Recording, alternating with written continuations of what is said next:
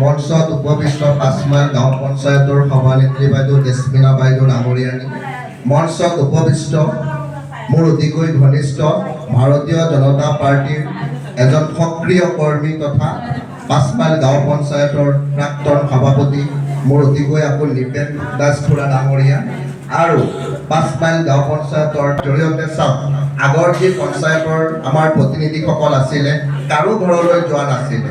ইয়াত কিছুমান মানুহে ইয়াতে মই দেখিছোঁ আহি কৈ আছে মই এইটো পোৱা নাই মই আজি আপোনালোকক প্ৰতিশ্ৰুতি দিছোঁ এই কথাটো চাওক উন্নয়নৰ কথা ক'লে ভাৰতীয় জনতা পাৰ্টিৰ কথা আহিবই নোলোৱাকৈ নোৱাৰি। আমি আজি চাওক আগৰ মেম্বাৰ ৱাৰ্ড মেম্বাৰসকলক ঘৰ এখন ল'বলৈ গ'লে 5,000 পৰা 10,000 টকা দুখীয়া নিচলা মানুহ এজনে খোজ দিবলগীয়া হৈছিলে।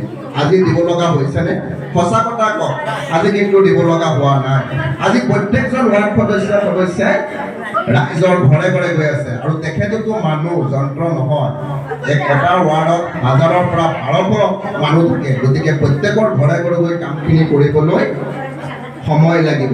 আৰু তাত ডাঙৰ কথা হৈছে আজি আমি এনেকুৱা এজন সভানেত্ৰী পাইছোঁ যিয়ে নেকি আপোনালোকে দেখি আছে ওতঃপ্ৰোতভাৱে জড়িত হৈ ৰাইজৰ মাজলৈ গৈ ৰাইজৰ দুখ খবৰ লৈছে। আগৰ সভানেত্ৰী বা সভাপতি কেতিয়াবা কংগ্ৰেছৰ দিনত দেখিছে নেকি ৰাইজৰ মাজত যোৱা? ঘৰত গ'লো বিচাৰি নাপায়, মানুহে গৈ কলিং বেল টিপে ঘৰত এটা বিন্দা দি দেখি কয় নাই ঘৰত নাই তেওঁ। কিন্তু আজি চাওক আপোনাৰ সভানেত্ৰী আপোনাৰ 24 ঘণ্টা আপোনালোকৰ ওচৰত থাকে। আপুনি ঘৰত যাওক পাব, পঞ্চায়তত আহিব পাব, নিজৰ গাঁৱতো গৈ ঘূৰি ঘূৰি ৰাইজৰ দুখ দুৰ্দশাৰ খবৰ লৈছে। গতিকে মই আপোনালোকক অনুৰোধ কৰোঁ কোনোবাই অৰুণোদয় পাইছে কোনোবাই পোৱা নাই, কিছুমান মানুহৰ কিবা অসুবিধা আছে বৃদ্ধ পেঞ্চন পাইছে, সকলোখিনি কাম আজি আমাৰ যে অসমৰ মুখ্যমন্ত্ৰী ইমান কৰ্মদক্ষতা তেখেতক সকলোখিনি কাম একেলগে কৰিব সম্ভৱ নহয়। গতিকে মই আশা কৰোঁ আৰু মই তেখেতসকলক অনুৰোধ কৰিছোঁ জেছমিনা বাইদেউৰ নেতৃত্বত 5 মাইল পঞ্চায়তৰ উন্নয়ন হ'ব আৰু আমাৰ উজ্জ্বল নক্ষত্ৰ নদুৱাৰ সমষ্টিৰ সন্মানীয় বিধায়ক পদ্মত হাজৰিকা ডাঙৰীয়া ছাৰৰ তাত 5 মাইল পঞ্চায়ত এখন জাকত জিলিকা হ'ব, তাত কোনো সন্দেহ নাৰাখিব। আপোনালোকে মন বেয়া নকৰিব।